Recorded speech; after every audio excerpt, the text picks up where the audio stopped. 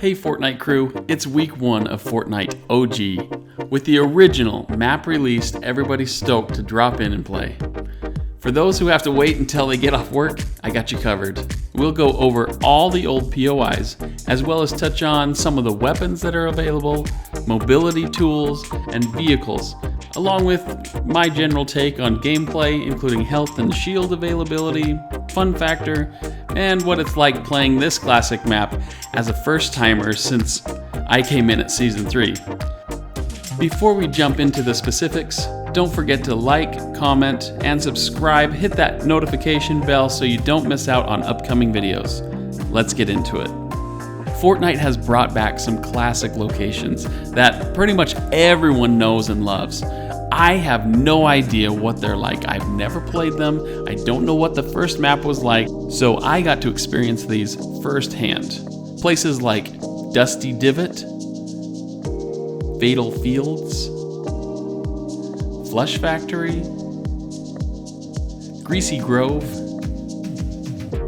Haunted Hills, Junk Junction, Lazy Links, Loot Lake, Lonely Lodge, Lucky Landing, Paradise Palms, Pleasant Park, Retail Row, Risky Reels, Salty Springs, Shifty Shafts, Snobby Shores, Tilted Towers, one of the best, Tomato Temple, or Tomato Town, and last but not least, Wailing Woods.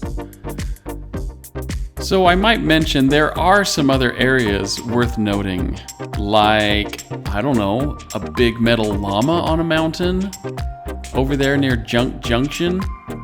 Absolutely incredible. Super fun place to drop. Also, this cool motel next to this quarry. And also this really cool villain base just outside of Snobby Shores. But to play favorites, I do admit, this Viking village is my favorite unnamed location. I mean, look at it. It's got a Viking ship about to go off a waterfall, plenty of houses with lots of loot. It has great high ground for the areas around it.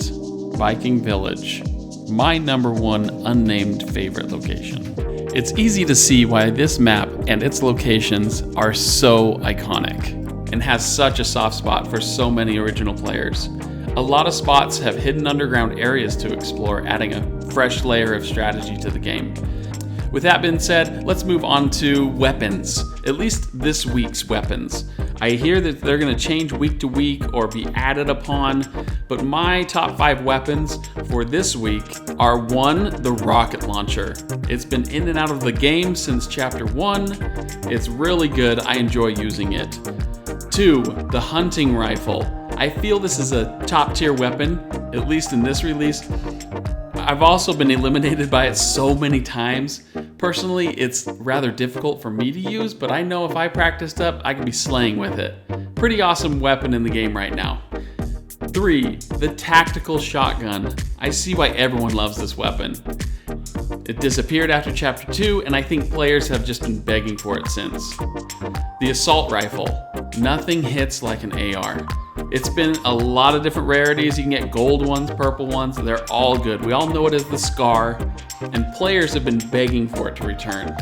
Now that it's back, people have been having a blast using it. And lastly, the pump shotgun. Probably the most famous weapon in Fortnite history. I read once that you can get one-tapped by it. Is that true? Comment below if you've ever been one-tapped by a pump shotgun. Having the pump shotgun return to the game has been pretty awesome to try it myself and to try them in these iconic places. Let's move on to vehicles, transportation. If you're a fan of zipping around the map, you'll be glad to hear that golf carts are back, or ATKs as they're called.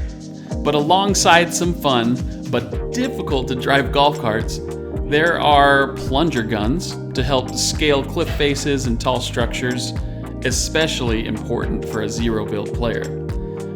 Outside of those few options, mobility is pretty limited. We'll see what happens in the weeks to follow.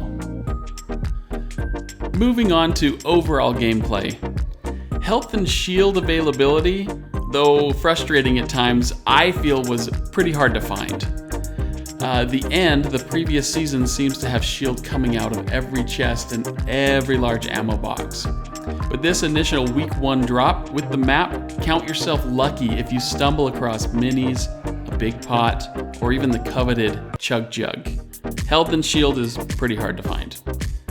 From an outsider looking in on this original map, first impressions were, this map is huge, it's awesome. Or asking my squad mates, it feels like we're running forever. Are we there yet? But the map feels big, which is fine if you have the materials to build yourself a nice fort for cover. But zero build players have to run tree to tree, rock to rock, moving around the map. It feels very open. As far as things being overpowered, I don't feel anything is very lopsided or overpowered.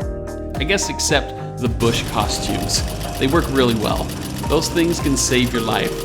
Pop one on and hold so still. You're officially invisible if you have one of those bush costumes on. Well, and that's a wrap.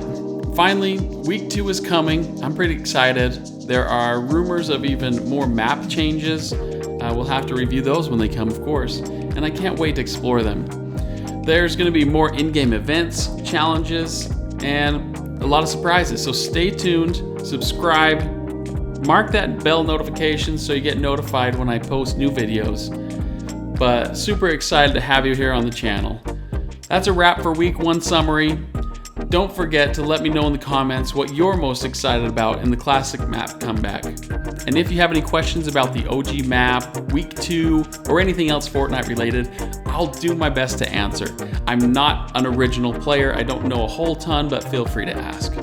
Thanks for watching, and we'll see you in the next video.